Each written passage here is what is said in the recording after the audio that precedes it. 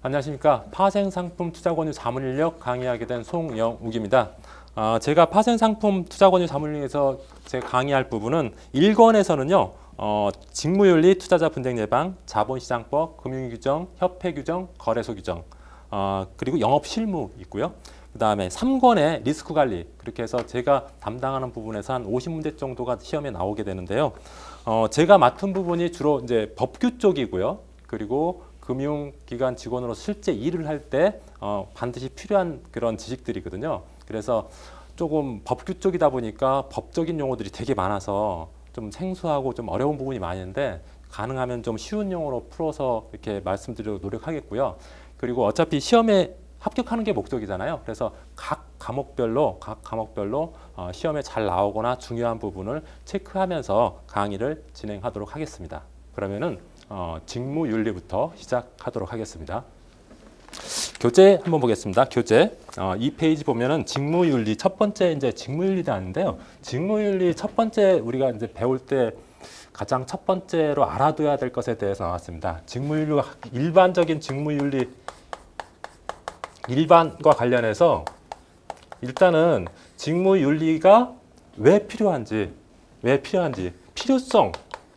필요성에 대해서 알아야 되겠죠. 뭐 당연히 예전에는 어떤 금융상품만 정확하게 제공하면 되는 그런 시대에서 이제는 금융소비자를 보호하고 금융소비자가 정상적으로 투자할 수 있도록 해주려면은 직무윤리가 필요하다고 하고 있습니다. 그래서 첫 번째 1강에서는 그 직무윤리와 관련해서 어떤 윤리경영,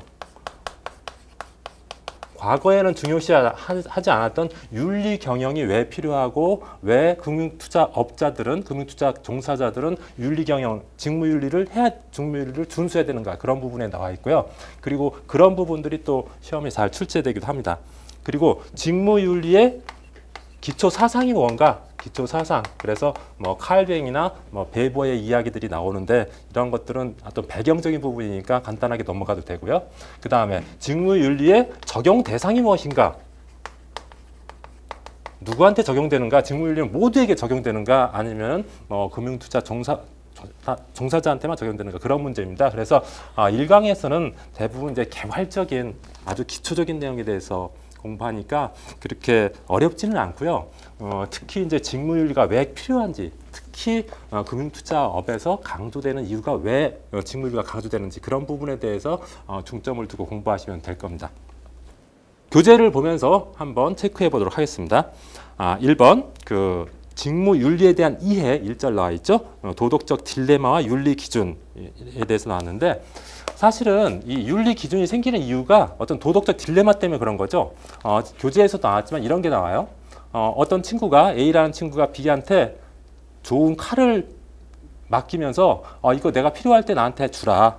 이런 이제 약속을 하거든요. 약속을 하는데 이 A라는 친구가 자기 와이프의 부정한 행위를 보고 그 칼을 다시 달려달라고 죽이려고 하고 있어요. 그랬을 때 이 B라는 사람, 칼을 맡고 있는 사람들은 이거 내 약속을 지켰으니 약속대로 칼을 돌려줘야 되는지 아니면 이 사람이 자기 아내를 죽이려고 하니까 안 줘야 될 것인지 이런 것이 도덕적 딜레마죠. 이런 도덕적 딜레마 상황에서 어떻게 윤리 기준을 가지고 행동해야 되는가 이런 것들이 도덕적 딜레마와 윤리 기준에 대한 내용입니다. 그래서 여기서 중요한 내용은 그 3페이지 그 하단부에 어떤 내용들이 나왔냐면은 의무론자와 목적론자가 어떻게 보느냐.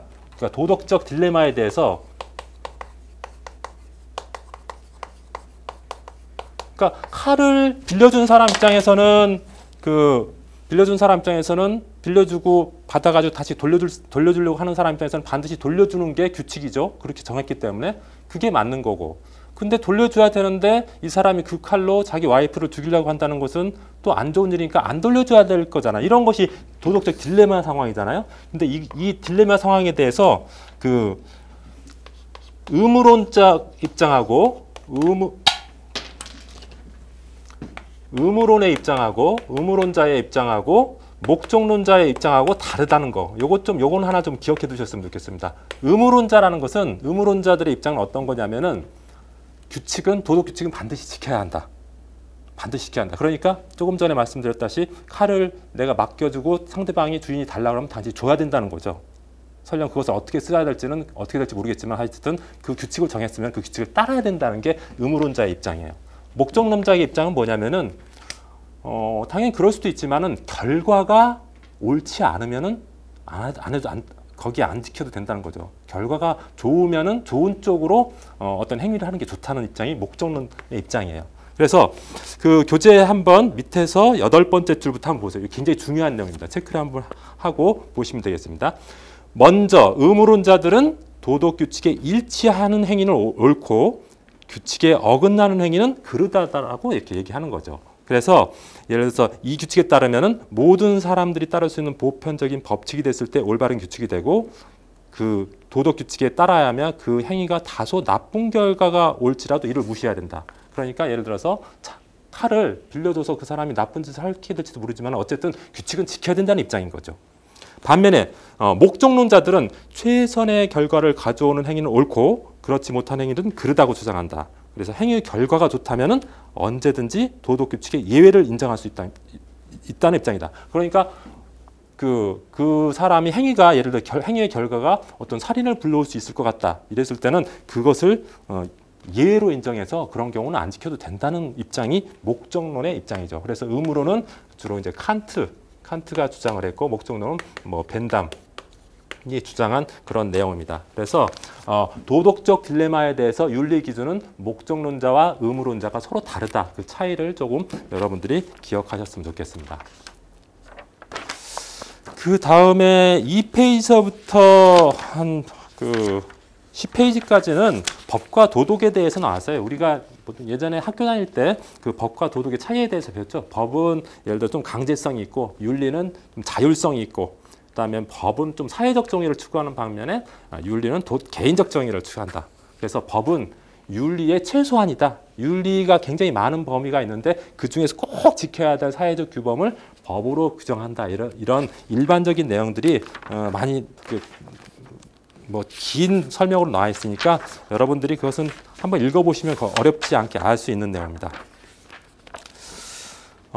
그리고 중요한 부분이 이제 10페이지 보면 직무윤리와 윤리경영이라는 게 나옵니다. 직무윤리와 윤리경영.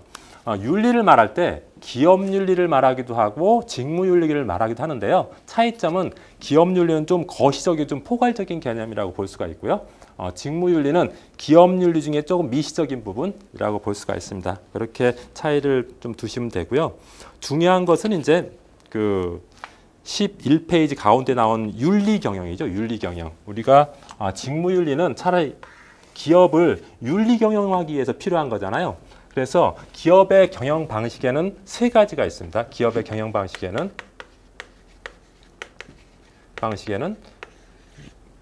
비윤리 경영, 그 다음에 합법 경영, 합법적 경영, 그 다음에 윤리 경영. 이렇게 3가지로 구분하고 있는데 비윤리 경영이란 건 뭐였어요? 법이나 윤리를 지키지 않고 그냥 경제적 책임만 지는 거죠. 경제적 책임만 지는 경영. 합법 경영은 법만 지키고 윤리는 법 테두리 안에서는 안 지킬 수도 있는, 무시할 수도 있는 그런 것이 그냥 법만 지키는 거죠. 윤리가 법보다는 더 범위가 더 크잖아요. 그래서 근데 법만 지키겠다는 거죠. 그래서 여기는 법적 책임과 경제적 책임만 부담하는 거죠. 그다음 윤리 경영은 법적 책임, 경제적 책임, 그럼 윤리적 책임을 다 부담하는 그런 경영이고 지금의 추세는 윤리 경영의 추세로 가고 있다. 이렇게 알고 계시면 되겠습니다. 그게 이제 11페이지 하단에서부터 12페이지 상단까지 나와 있는 내용이고요. 그다음에 가장 중요한 그 윤리 경영과 직무 윤리가 강조되는 이유. 사실은 오늘 1강에서 배우는 것 중에 가장 중요한 부분은 바로 이 부분입니다. 직무윤리가 강조되는 이유. 과거 몇십 년 전, 몇백 년 전에는 직무윤리란 그런 개념도 별로 없었고 그렇게 강조하지 않았는데 지금은 이제 직무윤리를 굉장히 강조하게 됐죠. 왜냐하면 윤리경영 추세로 가고 있기 때문에. 그래서 지금은 윤리가 경쟁력이다. 윤리 경쟁력 시대라고 말을 하고 있고요. 현대 사회에서 기업을 평가하는 기준이 되고 있습니다. 이제 윤리 경쟁력이. 그래서 우리도 종종 그런 일 있죠. 어떤 회사가 나쁜 일을 하면은 그 회사 제품을 불매 운동을 하고 윤리적으로 나쁜 그 오너가 있으면 그 사람들을 비난하고 그 제품을 사지 않음으로 해서 그 회사가 점점 매출이 줄거나 부도날 수도 있게 이렇게 되고 있죠. 그러면서 결과적으로 윤리 경영이 최근에는 현대사회에서는 기업을 평가하는 척도가 되고 있다. 이렇게 알고 계시면 되겠습니다. 그래서 윤리 경영과 직무윤리가 강조되는 이유에 대해서 이제 나와 있는데, 윤리 경쟁력 시대라서 왜 이 윤리가 경쟁력이 되고 어떤 기업을 평가하는 척도가 되느냐, 그 이유에 대해서 첫 번째, 환경 변화가 됐죠. 이제 어떠냐면은 요즘에는 정보 기술 시스템들이 엄청나게 변했다는 거죠. 그래서 사람이 직접 하는 것도 있지만 기계가 전산으로 돼 있는 것도 있고, 그래서 그런 변화에 적응하기 위해서는 좀 윤리 경영이 필요하다. 그 다음에 위험과 거래 비용을 포함시키게 됐죠. 예전에는 그냥 이런 부분을 어떤 그 회사에서 그 윤리 경영과 관련해서 포함시키지 않았는데, 지금은 위험 비용과 거래 비용조차도 그 포함시켜서 고객을 상대하게 되는 그런 쪽으로 가고 있다. 그런 점이 차이가 예전하고 좀 다른 점이고, 그 다음에 윤리 경영이 생산성을 제고하는 측면이 있습니다. 실제로 이제 직무윤리가 어떻게 보면은 과거에는 몰랐지만 지금은 어떤 공공재적 성격을 띠고 있다. 그래서 기업에서 장기적인 생존을 하려면은 윤리 경영을 해야 된다. 그리고 윤리 경영을 해야지 결국 생산성도 제고될 수 있다. 이렇게 보고 있는 거죠. 그 다음에 직무윤리가 신종자본 역할을 하고 있습니다. 사실은 윤리가 자본은 아니잖아요. 근데 새로운 무형의 자본으로서 어떤 회사를 평가하는 기준이 되고 있습니다. 다음 다섯 번째, 인프라 구축. 그 윤리는 사실 공정하고 정의로운 어떤 기업 경쟁을 유도하는 측면이 있죠. 윤리가 있으면은. 그래서 그런 윤리가 어떤 기업을 장기적으로 이렇게 성장시키는 인프라로서 어떤 윤리 인프라를 형성하고 있습니다. 그 다음에 여섯 번째, 생존의 조건. 이제 기업이 윤리적이지 않으면은 시장에서 퇴출되는 경우가 많이 생기고 있습니다. 실제로. 그래서 이제 윤리가 어떻게 보면은 기업의 생존 조건이다. 장기 생존 조건이 되고 있습니다. 다음 페이지 14페이지 한번 보면요. 7번 실용성이란 말이 나왔죠. 그래서 윤리는 결과적으로 그 회사에 이득이 된다는 소리죠.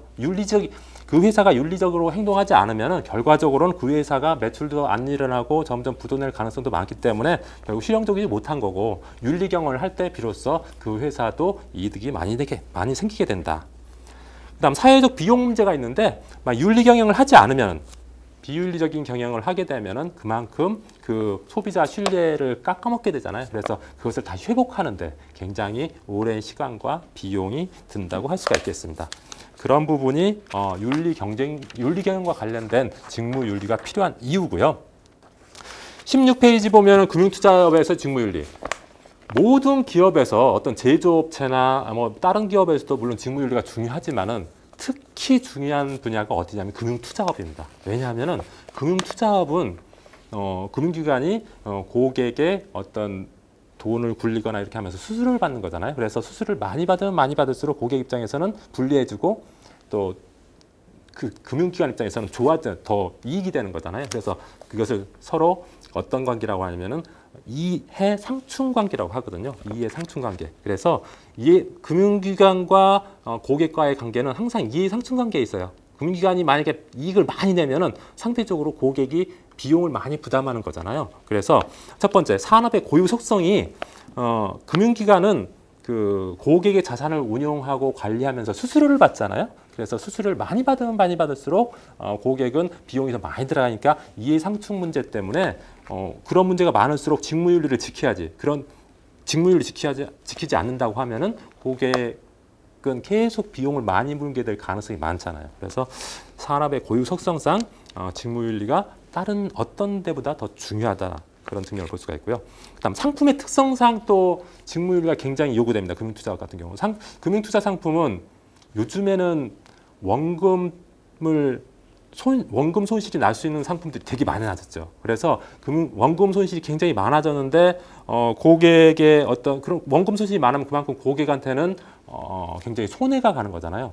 그 손해가 가기 때문에 고객이 그 손해가 가지 않도록 더 어떤 윤리적으로 더 각별하게 신경을 써야 된다는 거죠. 금융투자업에 종사하는 사람이라면은.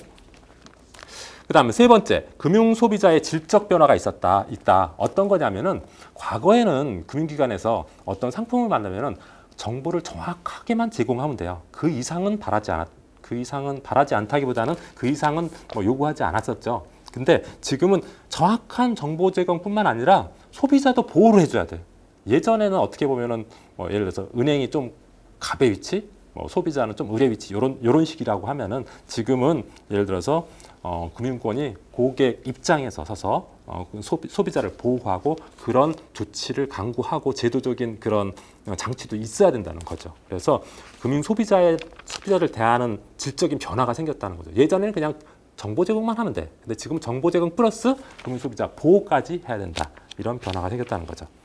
그다음에 네 번째, 안전장치. 안전장치라는 것은 뭐냐면 직무윤리가 금융투자업에 종사하는 사람 입장에서 봤을 때는 안전장치가 된다는 거죠.